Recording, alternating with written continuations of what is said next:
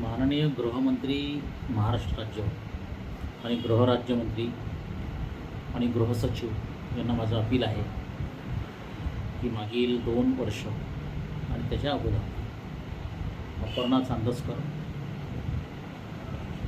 निर्मला जोशी, श्यामल जोशी, प्रीती चांदसकर यांनी माझ्या बायकोच्या मार्फत माझं प्रचंड आर्थिक नुकसान केलं, भयानक छळ केला, नुकसान केलं, बरबाद केलं, बदनाम केलं, 18 प्रकारचे गुन्हे केले.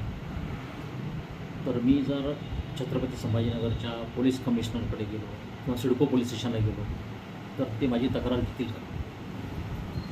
माझी पत्नी डॉक्टर मनीषा जोशींनी तिचा छळ झाला, या लोकांनी छळ केला, बरबाद केलं, बिकेला लावलं, तिचे पेशंट पळवले, तिचे हक्क हे केले आणि हे सगळं आमच्या विरुद्ध वर्षानुवर्ष चाललेलं आहे. याचं कारण राजकीय संरक्षण आणि पोलिसांना वरून येणारे आदेश, हे सगळे पुरावे आम्ही दिले.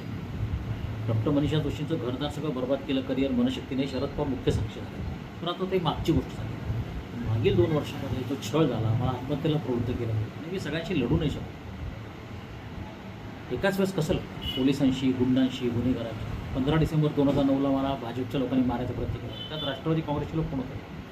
त्याला माझ्या सासू अपर्णा चांदसकरांचा पूर्ण सपोर्ट होता, गोपीचंद चाटेचा सपोर्ट होता, कांचन चाटेचा सपोर्ट होता. तर ह्या ज्या 4 महिला आहेत त्यांच्याविरुद्ध माझ्या मिसेसने सिडको पोलीस स्टेशनवर तक्रार दिली, पुरावे दिले, सगळं काहीच कारवाई झाली नाही. त्यातले एक नागपुरी नावाचे ग्रस्त त्यांनी लाच घेतली माझ्या मिसेस कृतीनं, ती परत करायला होती. त्यामुळे तो माझ्यावर खूप भडकला, त्यांनी माझी खूप बंदमी केली. 19 चक्रा मारल्या, अजून न्याय मिळाला नाही. तर उद्या माझ्या बायकोने काही बरं वाईट करून घेतलं तर माझ्यावर ठपकायला नाही.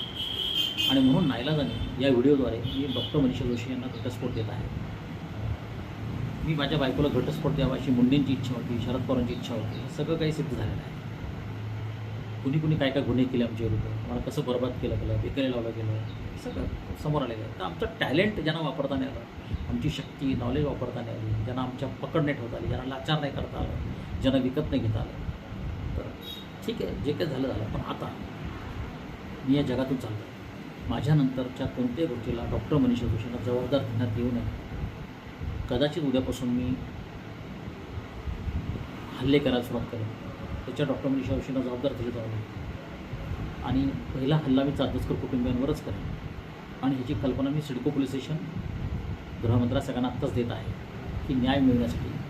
कारण मी कायदा हातात घेतला नाही आत्तापर्यंत कधी, आणि त्यामुळे हे लोक मला डरपोक, नालायक, जखमी झाल्यानंतर माझ्या मसाला मीठ ठोसून मला दुखवलेलं आहे. आणि राजकीय लोकांनी ह्याला मदत केली, शासनाने मदत केली.